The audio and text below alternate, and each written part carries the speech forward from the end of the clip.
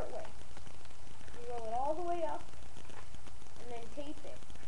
And then take the pencil out. And then you should end up with something like this. Okay. Step 2. Take another piece of paper and fold it the long way. Roll it over the pencil the long way.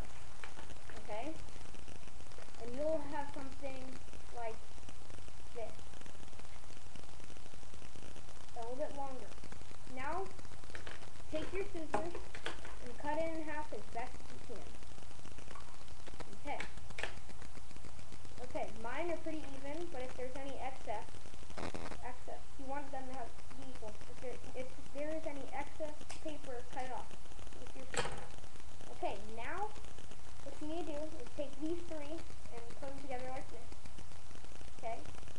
And then you tape them. Take the tape them all on. I would get a long piece of tape so I could tape them all on around.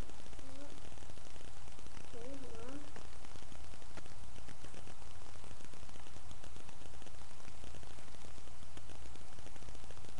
Okay. Once you do that, you take the other side.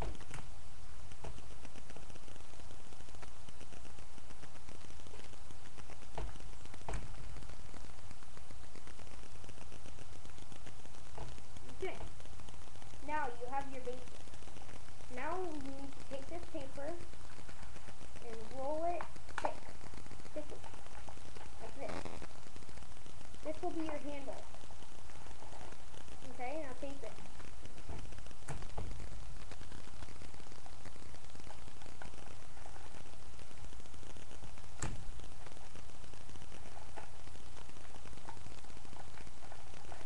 Okay, now you will squish it and cut it to the size you want your handle to be.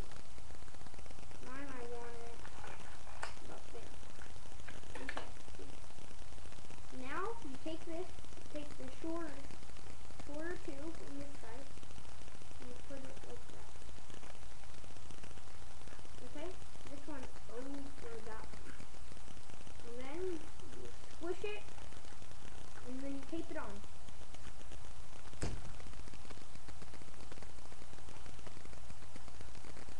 Like so. You flip it over and tape it on again. Tape.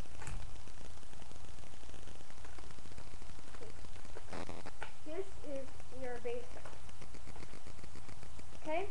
Next, I'll be showing you how to make the inside of there, the pocket. As you can see in this later version, the pocket on the bottom of the magazine, I should say. And then, undo the tape, and then make it a tiny bit smaller than the first one. Okay, once you are done, fit it inside the bottom of your handle, then cut off the excess paper. Then, now what you need to do